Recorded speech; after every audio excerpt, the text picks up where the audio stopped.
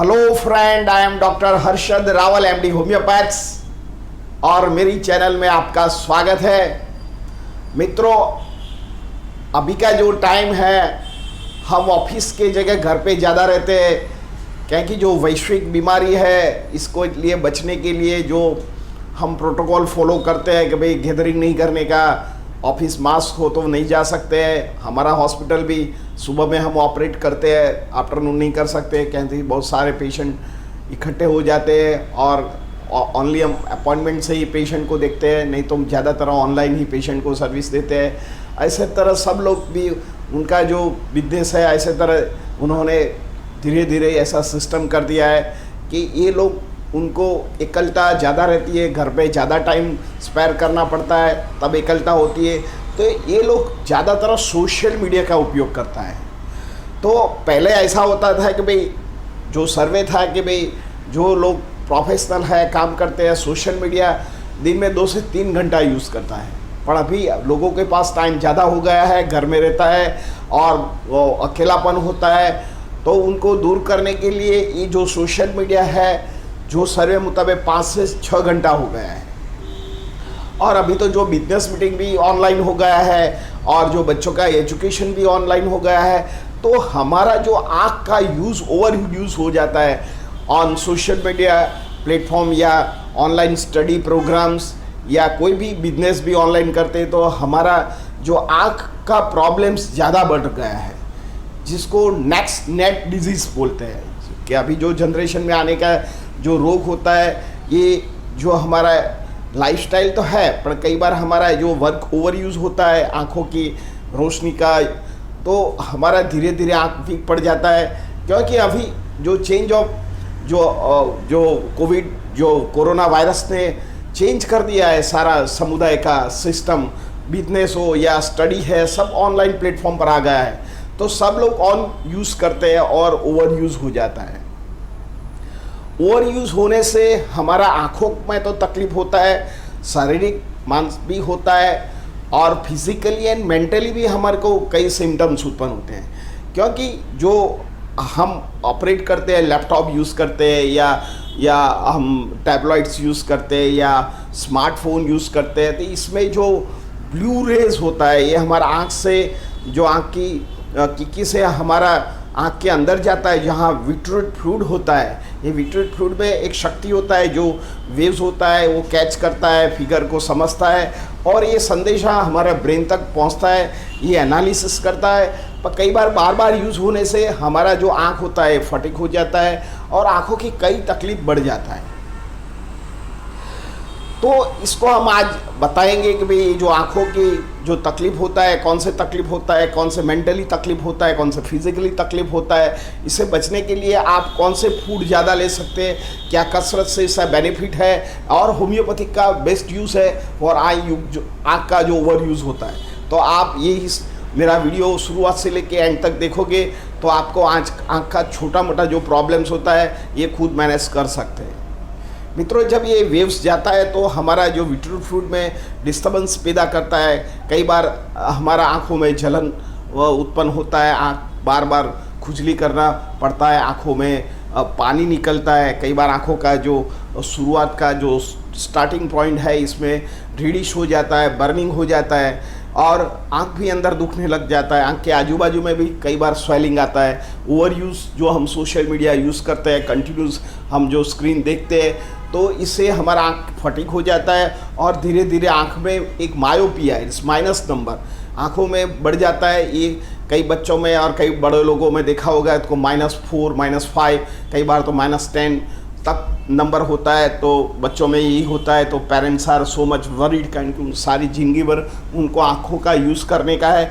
और अभी जो भी उनका लाइफस्टाइल में उनको जो लाइफ में है, ये सब कुछ ऑनलाइन हो गया है। और हमारा लाइफस्टाइल ऐसा है कि हम कई बार बैलेंस फूड नहीं खाते हैं, तो ये हमारा आँख को ज़्यादा नुकसान करता है। तो आँख में जलन होना, पानी होना, बार बार आँखों का नंबर बढ़ जाना, आँखों का माइनस नंबर मायोपिया हो जाता है, कई बार हाइपरमेट्रोपिया भी हो जाता है, प्लस नंबर भी शॉर्ट साइड भी बढ़ जाता है, लॉन्ग दृष्टि भी वीक पड़ जाता है। इसके जरिए आँखों के अंदर शूटिंग पेन होता है, कई बार शार्प कोई कटता है ऐसा पेन होता है, देखता है तो धुंधलापन शुरुआत में दिखता है, आँख को सेट करने में टाइम हो जाता है, कई बार सामने व्यक्ति को देखो तो ये जो फिगर होता है ये हिलती हुई ऐसा लगता है। तो इससे ये सब कुछ ओवर यूज़ ऑफ आँख है, हमारा आँख का फटीग का कारण है। आँख का ओवर यूज़ होने से हमारा ब्रेन में जो भी ज्ञान तंतु है इसके ऊपर इफेक्ट होता है। तो सबसे पहले हमारा जो ब्रेन का जो नर्व्स में ओवर हीटिंग हो जाता है, इससे सबसे पहले हमको नींद नहीं आती है, और हमका नींद पूरा नहीं होता है तो हमको डिप्रेशन हो जाता है, एंग्जाइटी हो जाता है, और कई बार तो हमको मैडनेस फियर हो जाता है, कई बार शॉर्ट टेम्पर बार बार गुस्सा कर देते हैं, कई बार नींद नहीं आने से हमको चेंज ऑफ लाइफस्टाइल हो जाता है तो हम ज़्यादा खाना खा लेते हैं, गुस्सा करते हैं, चिड़ियापन स्वभाव में आ जाता है, ऐसे फिजिकली सिम्टम भी आ जाता है। कॉन्टिन्यूस आप ओवर यूज़ ऑफ होने से जो हमारा हेड का पार्ट है इसका मैक्सिमम जो प्रेशर है सर्वाइकल पार्ट में आता है, वो सर्वाइकल रीजन में आने से हमारा जो सर्वाइकल की हड्डी खींचती है तो उसको आपको सर्वाइकल स्पॉन्डिलाइटिस भी हो सकता है, इससे आपको फ्रोजन शोल्डर भी हो सकता है, लो बैक पेन भी हो सकता है, एंकिलोसिस स्पॉन्डिलाइटिस भी हो सकता है, उसका रिफर्ड पेन हाथ में भी हो सकता है। आप ज़्यादा कंप्यूटर यूज़ करते हैं तो इसका जो आंगुलियों में भी पेन हो सकता है, और कंटिन्यूस लॉन्ग टाइम बैठने से आपको low back pain and joint pain भी होने की संभावना रहती है। लॉन्ग टाइम ये यूज़ आप हमारा जो बैड हैबिट्स हो गया है कि हम 5-6 घंटे तो वो सोशल मीडिया करते ही है, तो इससे हमारा पाचन शक्ति भी वीक हो जाता है, हमको गैस्ट्रिक रिफ्लेक्ट हो जाता है, गैस हो जाता है, गैस ऊपर चढ़ता है, कई बार कॉन्स्टिपेशन हो जाता है, कई बार हमारा वजन बढ़ने लगता है। तो इसका सेकेंडरी हमको हाइपरटेंशन, डायबिटीज़ या आपको हाई कोलेस्ट्रॉल का भी बीमारी हो सकता है। आपकी लो इम्यूनिटी के कारण आपको जो जैसे अभी वायरस का भी अफेक्शन होने का संभावना रहता है। मित्रों, बच्चों में भी अभी देखा है ये भी इतना ही यूज़ करते हैं। अब छोटा बच्चा खाना नहीं खाता है, रोता है, जिद करता है तो उसकी माँ उसको मोबाइल पकड़ा देती है, तुरंत शांत हो जाता है। अभी ये छोटे बच्चों में क्या होता है, उसकी जो ऑप्टिक नर्व होती है ये थोड़ी वीक होती है। उसको शुरुआत में जो मोबाइल देंगे तो उसका जो नर्व्स का प्रॉपर विकास नहीं होएगा। 12 साल का बच्चे को तो 1 से 1.5 घंटा से यूज़ नहीं करना चाहिए।